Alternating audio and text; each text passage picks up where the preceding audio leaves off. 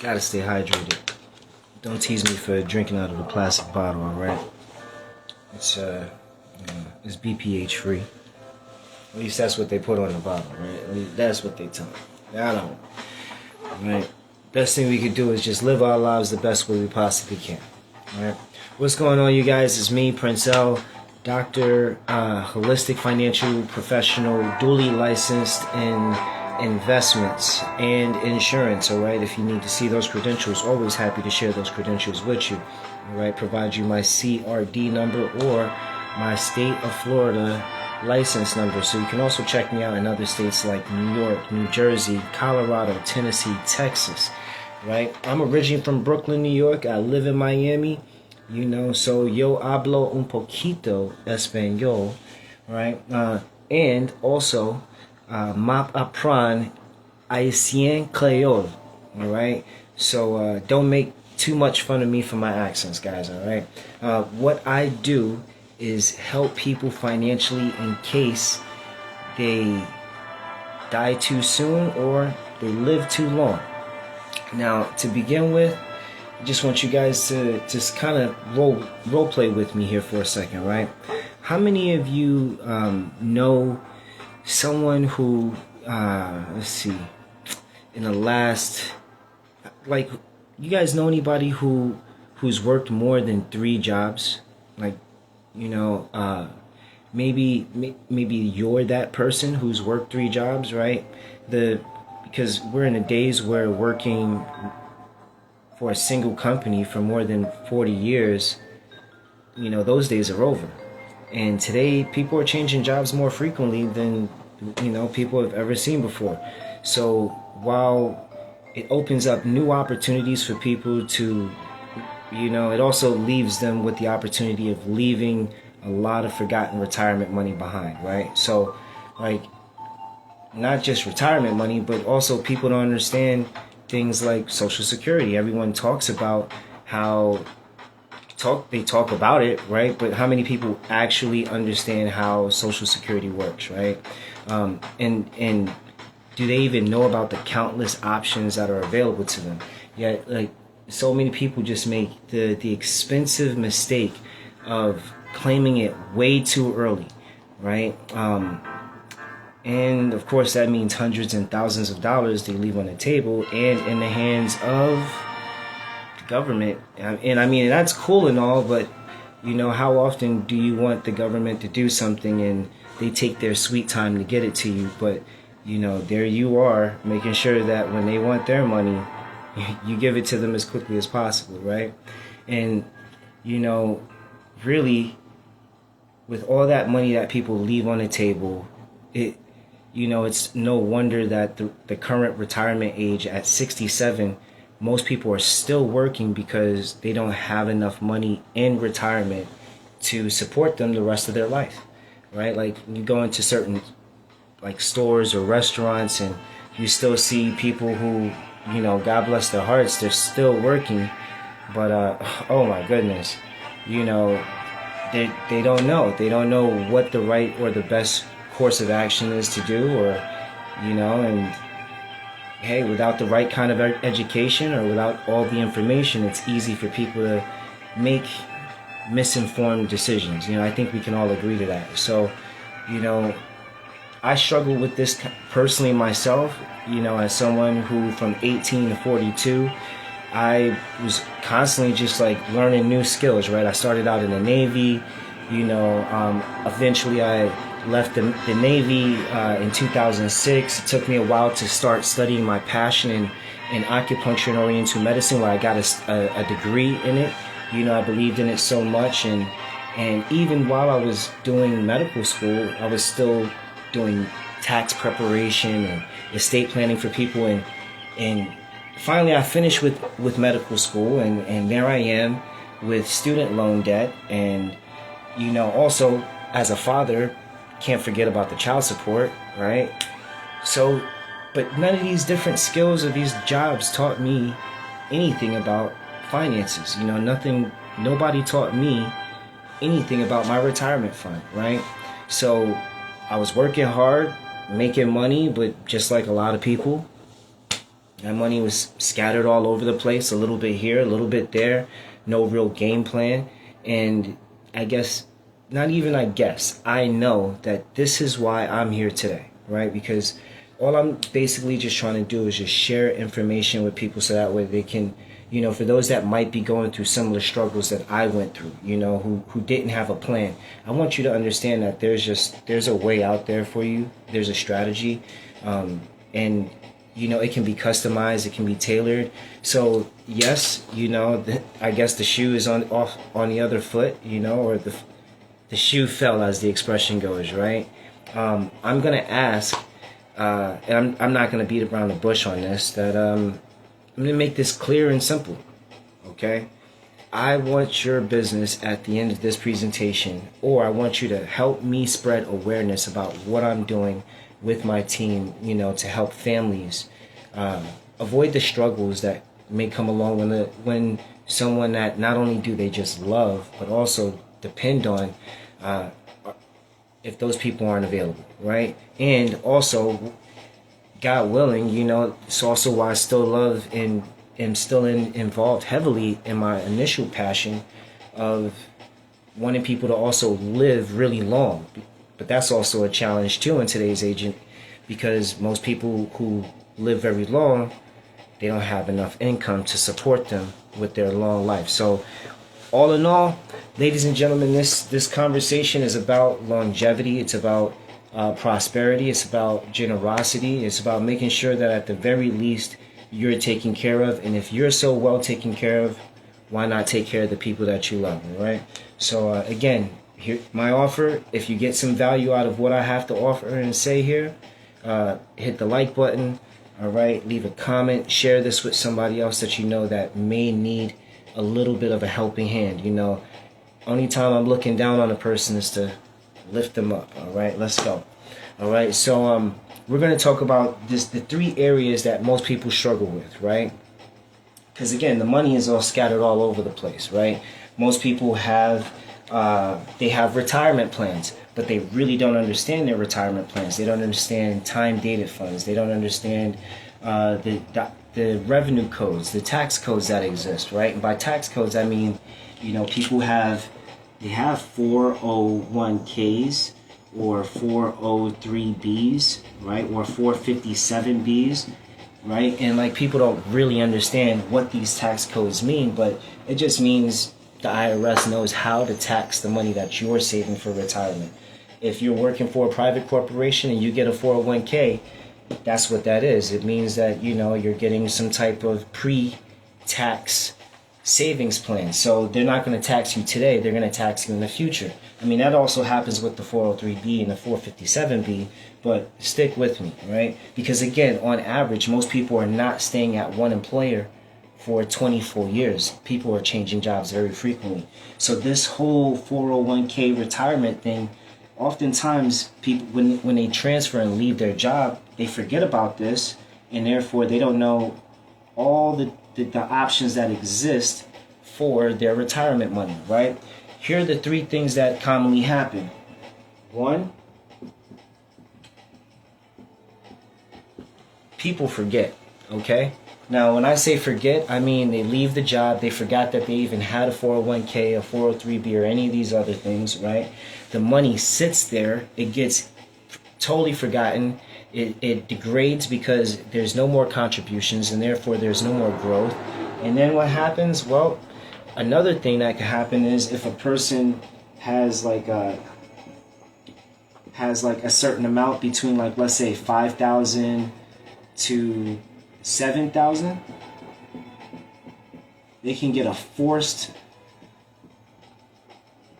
cash out. All right. Now, in that forced cash out, what happens is that money that you were building up in your retirement that wasn't getting taxed suddenly gets taxed as ordinary income.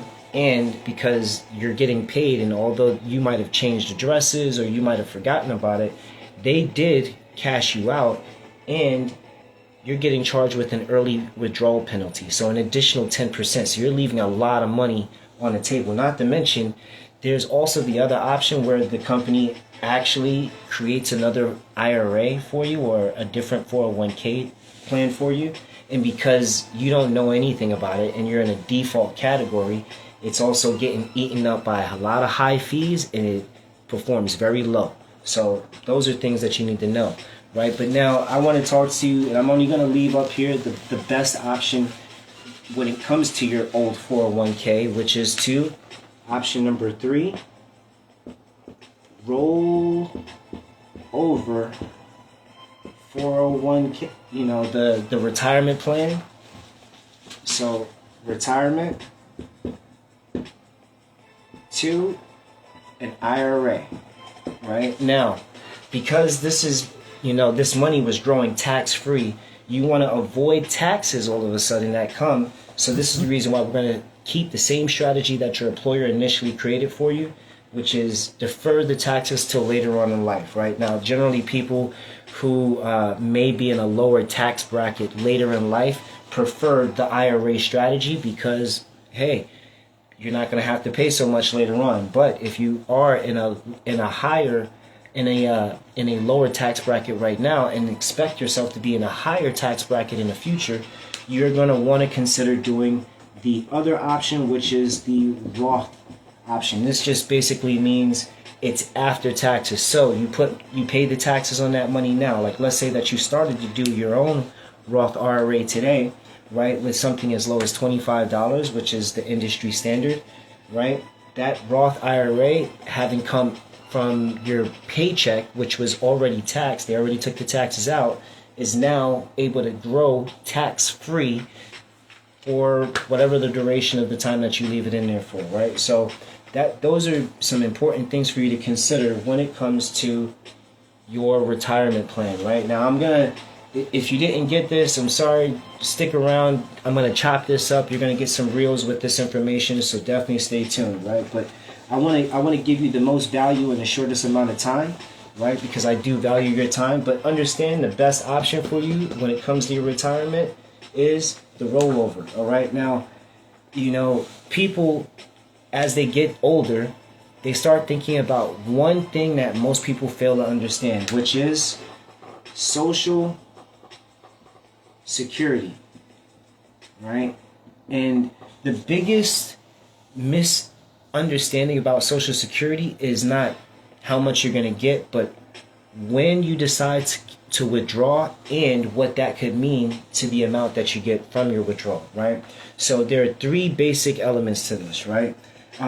Essentially, currently, at the age of 62, and let me just erase this part of information over here, right? So that way we can focus on the Social Security part of it. So for Social Security, it's dependent on your age, right? And the current age is 62 for the early withdrawal, right? Now, when you withdraw early, this means that you're going to have a long withdrawal period, right? And a long withdrawal period means a low payout. Okay? That's what it means. If you withdraw at age 62, you're withdrawing early. This is a long payout, right? From 62 to the rest of your life. It's going to be a low payout for the rest of your life too. Full retirement age, right, means that you'll get 100% of your Social Security benefit. Now, I could really go in very deeply on what and how Social Security is calculated. I'm not going to do that right now. I'm going to save that for another video. But if you're curious about how Social Security payouts work when you reach full retirement age at age 67, right, definitely leave a comment down below and I'll happily go into that for you, right? But if you can wait, if you can just hold on a little bit longer to age 70, you'll get a significant increase in your Social Security distribution amount, right? Your Social Security payout. Now, you might hear people say things like, oh, my friend started taking their Social Security out at age 62.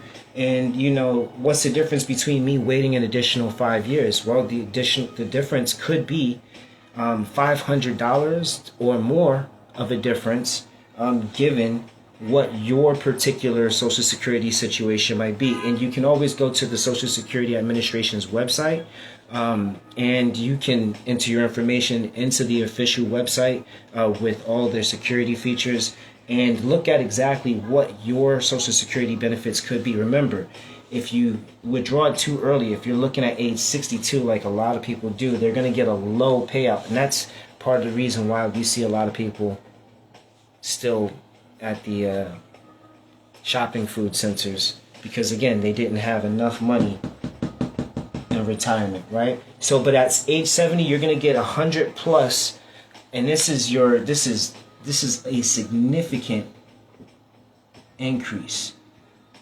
All right, this is big money you could be leaving on the table, and if it's not going to you, who are you giving it to? Okay, so that's Social Security. Right now, people are all very focused on this last component of the total financial blueprint. And that last component, if you don't know, is how to properly buy a home, right? Like, people are very focused in this day and age on their credit.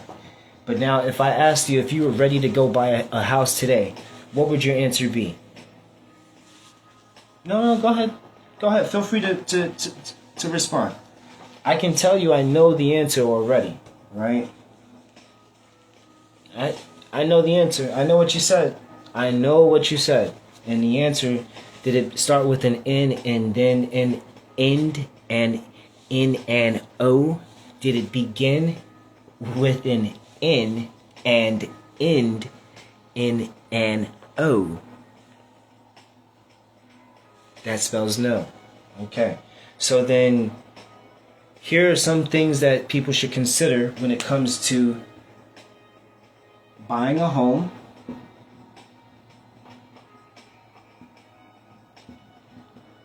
and because so many people are focused on their credit score, here's a nice little credit score boost. Are you ready for this little hack? Are you sure you're ready for this hack? Okay, if you're ready for this credit score hack, here's what you do. You take a look at your total debt, your total credit card debt, your total loans. You know, you don't have to pay everything off at once. That's a common misconception. A lot of people think, oh, I got to pay everything off at once. It's going to be the only way that I can increase my credit score. No, a steady plan to pay your credit, your debts off is a better credit, plan overall. But if you're looking to buy a home in, like, let's say shorter than a year's time frame, you need to get your total credit utilization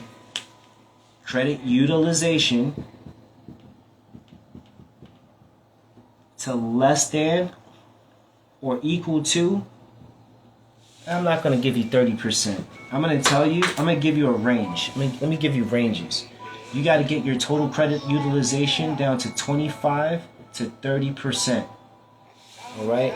Get your total credit utilization down to 25 to 30% of your total credit, right? Meaning, if you had $100, right, and you had $50 of your total credit was used up, right, then you've got 50% of your credit used up. Now, if you can get that under $25 or under $30, right, you'll instantly give yourself a credit score boost. Okay, try it out.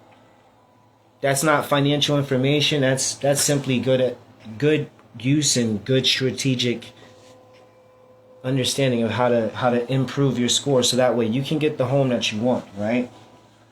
Next thing you got to understand is, once you've done something like that, and you're trying to get your credit score as low as as high as possible, without paying the most amount of money, right?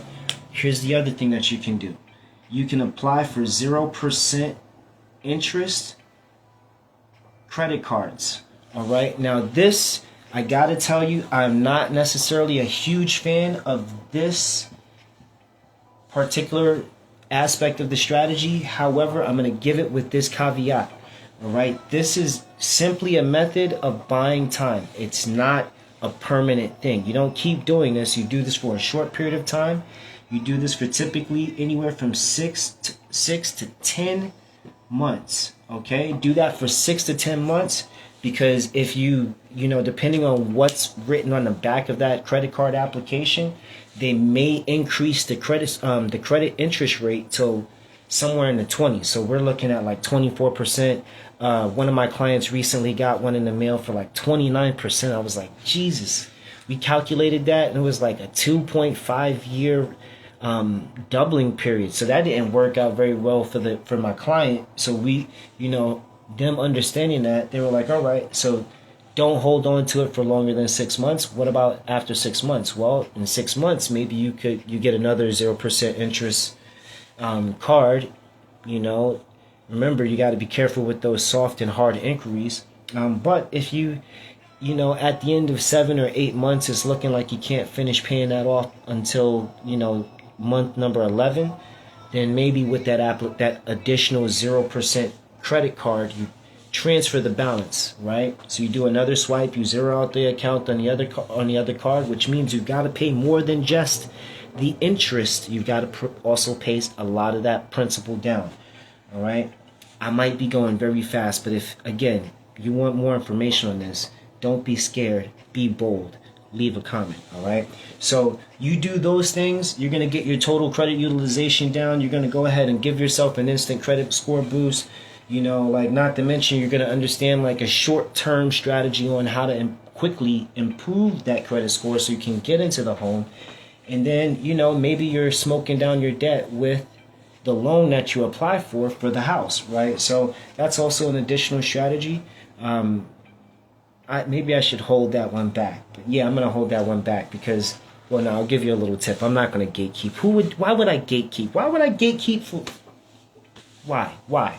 Right? Okay, so you didn't twist my arm. Here it is.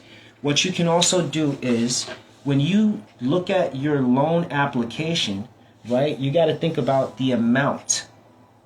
Now, if you've got additional debt and you're trying to get all your debt consolidated, here's a simple way to consolidate your debt the smart way, and that's to get a loan that also includes not just the cost of the mortgage or the total value of the house, but also your additional loans for those things that you can essentially just wipe out real quick. Like that could be like a car loan that you've had for like 3 or 4 years, and you're ready to get into the house, but you're paying like $400, $600, $700, $1,100 a month for a car payment.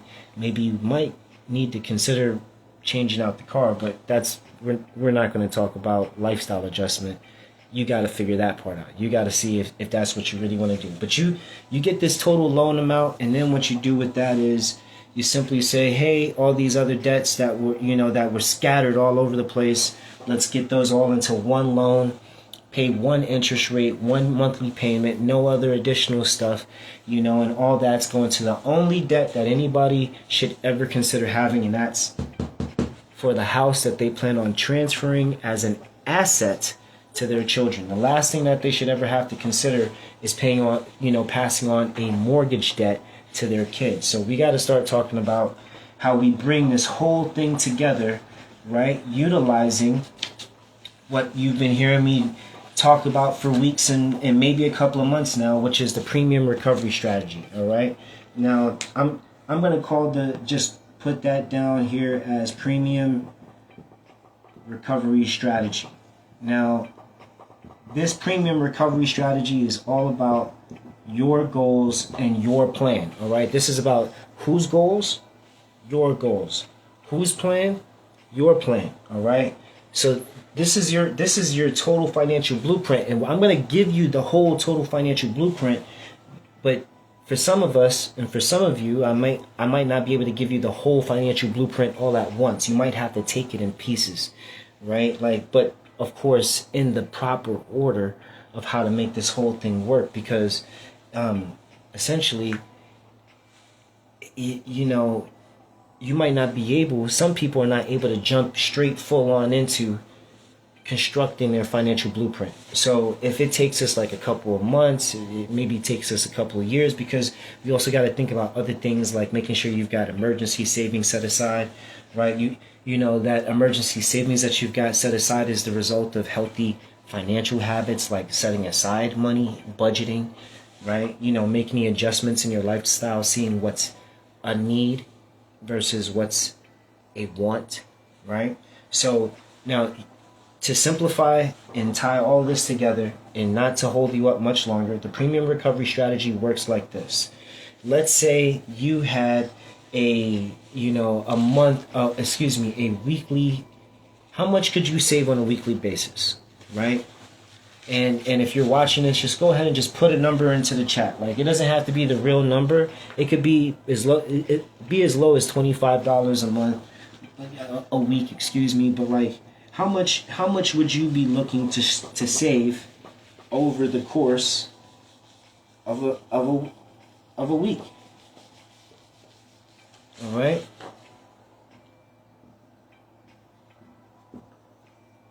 Now, let's just say that someone out there said they could save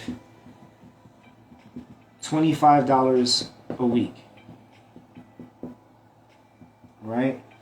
Now, I'm going to erase the rest of this for a second. If you missed it, once again, stay tuned.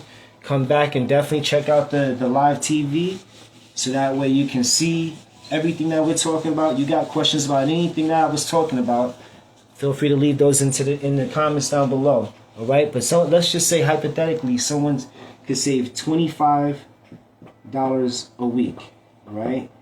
Every month, that's $100, right?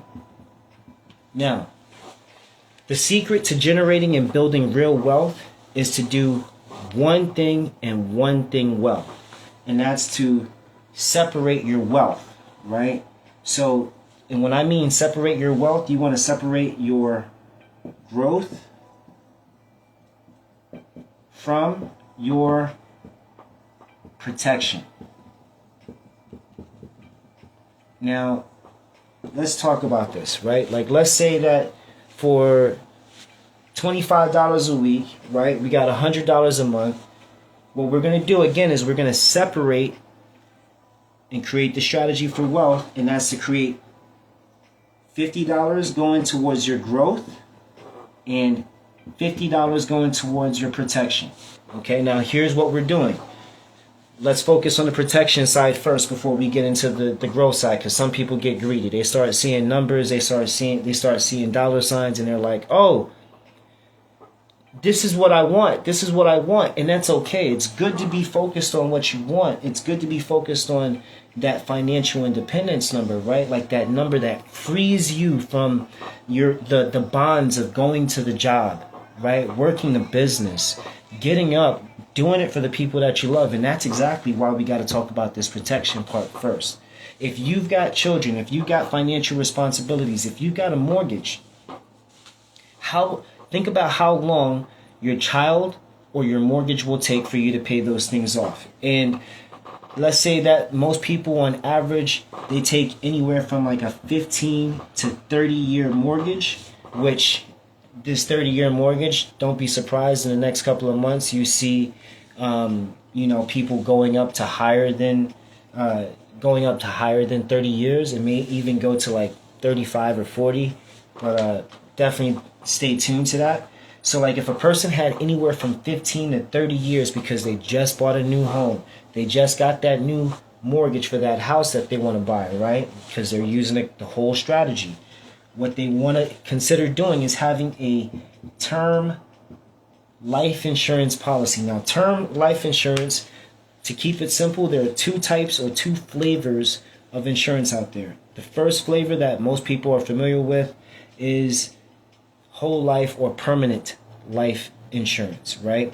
Permanent life insurance sounds like exactly what it says. It's insurance for the rest of your life. It matures at age 100, and if you can live to age 100, which a lot of people can in today's day and age, and I'm hoping that you do live to age 100, the insurance company will give you your money back, all right? But you got to live to age 100. How many people are living to age 100 in order to cash out on that insurance policy? I don't know, but if you can get there, I hope you get there with the same physical body that you got right now, okay? So it's till age 100. The other type of life insurance is term life insurance. It's exactly as it sounds. It's like what your house insurance is. It's like your car insurance. It's like your phone insurance, meaning it's pure protection. And when we're thinking about pure protection, right? We're talking about if something were to happen to the house, like because I'm in Miami. You know the rest of that song. I'm in Miami, right? And you got a house, and your house gets hit with a storm, and maybe your house floods. Did you have the flood insurance to protect the floors of that home, the foundation of that home against water and rot and all those other things, right? Like that's the reason why people get insurance, because they want to protect it or transfer the risk of having to pay those things for themselves to somebody else who is willing to take on that risk. Okay, so that's the reason why people get insurance, because they want to transfer the risk from themselves or the people that they love onto somebody else. Insurance in a nutshell. You didn't know that you were going to get that, but you just got it. All right, so let's just say that a person is just only thinking about their financial responsibilities for the years that they have those. If I could help you pay down this mortgage and do it in a shorter period of time, or if I could help you retire in less than this time, would you want to hear more about that? If you want to hear more about that, don't forget to leave a comment, okay? So if we were going to do that, the pressure is on me to help you become wealthy, show you how to do that by creating the habit and the behavior to help you build the wealth. And of course, we're focused on this protection. Again, what are we trying to do? We're creating a safety net for our families, right? And those things are, make sure that the kids are all right. They gotta. It's not an inexpensive thing to raise children these days. If everyone would agree with that, definitely. If you disagree, please feel free to express yourself, fully articulate your reasoning, and feel free to use as many comments as you like. All right, I'm open to conversation. So kids, right? Kids also may need college. All right. At the very worst, though, kids can go ahead and go to a community college in state. Work their way through college, get a job, right? Like still, live at home with the family, and hey, that's it. But also make sure that your mortgage, the house that you want to pass on to the children, right? They've got those things taken care of. They're not inheriting that debt, so that's also part of the safety net, right? And what else do we want to make sure? We want to make sure that there are anything else, any miscellaneous, right? So that would all be the reasons and the reasoning behind why protection is necessary. Let's go ahead and talk about this growth part. I know I took long enough with the explanation behind the protection. The growth part, right? Now, we could sit here and we could calculate how much the protection is going to cost over the 15 to 30 years. And we could do the same thing with savings. Here's the thing about savings. Not all accounts are created equal. Okay, not all accounts are created equal. We talked about the retirement account, right? And but we didn't really talk about how you could take that old 401k money, right? That old 403b money, that old 457b money, right?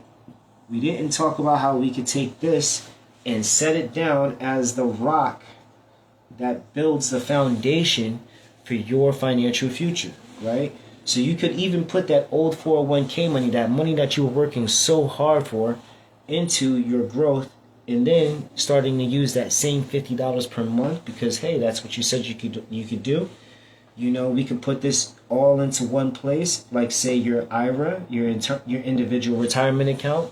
If you expect yourself to be in a much higher tax bracket in the future, and you want to pay those taxes off now, you could also form that in the form of a Roth retirement account. Okay, you could also look at other investment options like a kids 529 plan. All right, the college savings plan. That plan allows parents, and also through the use of the U-gift option, the 529 plan allows parents and the those family members that like to send money to your baby, for their birthday every year. That allows parents to go ahead and put a little bit more money and essentially crowdfund in education for their little one for the next 15 to 30 years, right? Maybe the next 15 years is just to help them get started on college. But that 529 can also be rolled into a Roth IRA at the end of when college is done, or if the child just never uses all of those funds. So something else to think about, right? What else do we have over here? We also have an option where you could just be investing for the future. Now, all of this investing can be done at a 9% interest rate over the course of the next 15 to 30 years, right? And, well, if you want to do the math on that, I'll let you. But here's ultimately what all this boils down to. With all this value that you see on the board here, I got one question and one question only.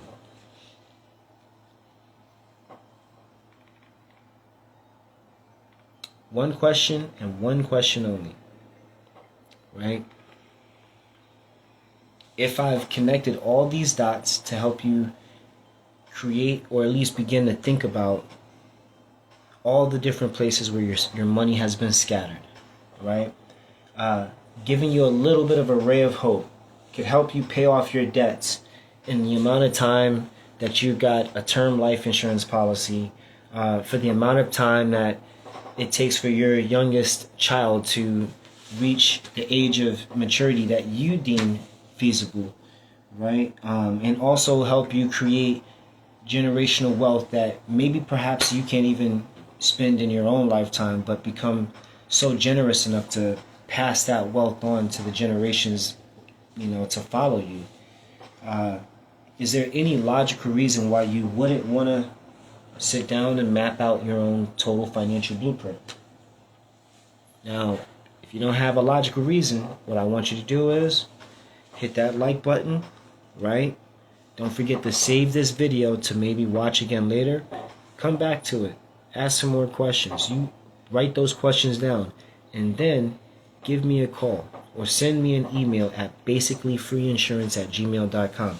Not only am I helping people to create these strategies for, in customized fashions. Hey, everybody's situation is different. I'm also teaching people how to master the same frameworks that I'm using to help my clients, and also how to help them make a couple $100 a month. So if you're interested in maybe $300 to $500 every month coming in, just because you learned the strategy that helps you take care of you and your family, I want to be a part of that process. All right. And again, only if I've given value. So, damn, now it sounds like I'm begging. It does sound like I'm begging. Well, I ain't too proud to beg or be a pain in your ass to remind you to make sure you take care of the people that you love. September is National Will Month. So let me also just remind you that when you do these types of plans, you're also creating an estate and application. And what that simply means is you have what's called a beneficiary designation. So the people that you love, the people that you want to see inherit the things that you want them to have, and for the people that you want to, be the inheritors of your great estate, definitely contact me for more. Slide in the DMs, leave a comment down below. Dr. Princell, holistic financial professional, duly licensed in investments, registered representative, Series 6 holder, and life insurance. Feel free to hit me up at basicallyfreeinsurance@gmail.com. Peace.